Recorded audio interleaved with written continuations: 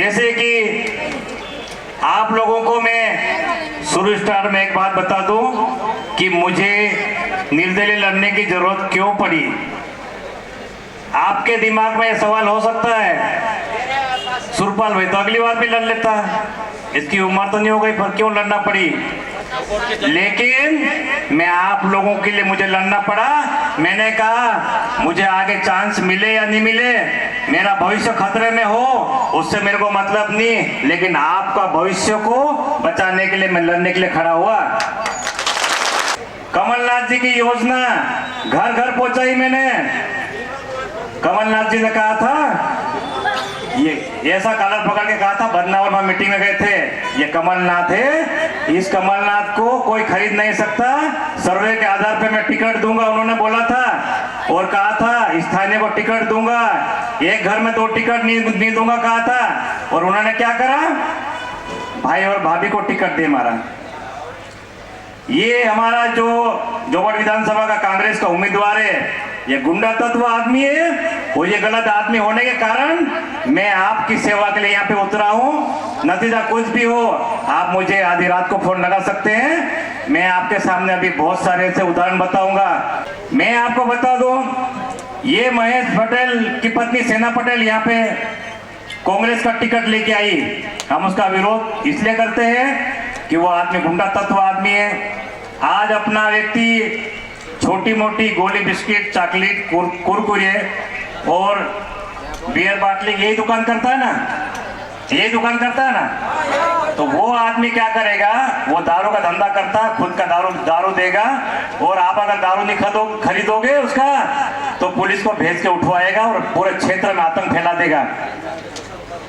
और मैंने सुना है यहाँ पे कि जो अभी रनिंग पार्टी के विधायक हुए, जोबट थाने से सब थाने से 70-70 हजार रुपए की बंदी लेते, ऐसा मैंने सुना। मैं आपको सचेत करना चाहता हूं कि टीआई अपने जेब से पैसा देगा? नहीं देगा। आज अपना कोई आदमी फंसेगा, उससे ही निकाल के देगा ना, तो क्या हो गई, दलाली हो गई। बहुत सारा टेम्पो मिलेगी लाइन पर, मैं उसके बारे में बात बता देना चाहता हूं। हम किसी का विरोध नहीं करते हैं। लाल सिंह भैया ने उनकी भाभी को खड़ा किया, मैंने लाल सिंह भैया को कहा कि मेरा मूड कम है, आप लड़ लो, लेकिन लाल सिंह भैया ने कहा नहीं भैया आप लड़ लो। वो अपनी बात से मुकर गए और फार्म भर दिया। वो उन्हीं का निशान है टेम्पो। उन्होंने क्या करा, जिला पंचायत सदस्य अपने जोबट ब्लॉक में 2 होते हैं, एक उधर में बहन को जीता है और इधर वो भाभी जीती।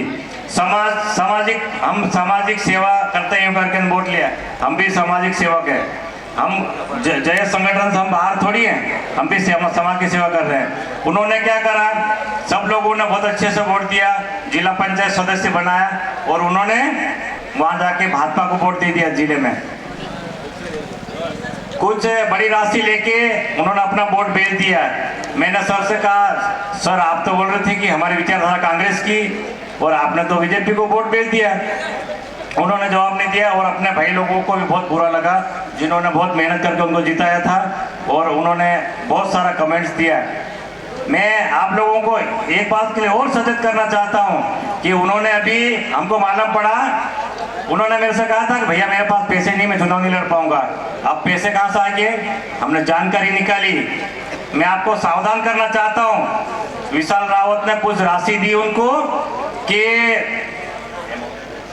विशाल रावत ने उनको कोई राशि दी, हमको आंकड़ा भी मालूम है, लेकिन आंकड़ा का खुलासा करना नहीं चाहूंगा मैं।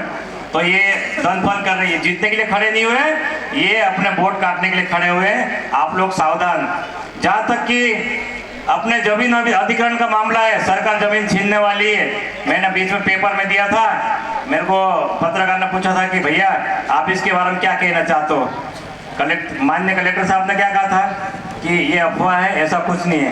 पर मैं बताना चाहता हूँ कि कहीं ना कहीं कागज सरकारी कार्रवाई में है, और ये अगर जैसे महेश पटेल जैसा आ गया तो वो तो महंगा आदमी है, विशाल रावत तो सस्ता आदमी, वो महंगा आदमी है। वो कम से कम 15 से 20 करोड़ रुपए लेके कंपनी को साइन कर देगा, न घर में छुप जाएगा, अपनी जमीन बिकवा देगा।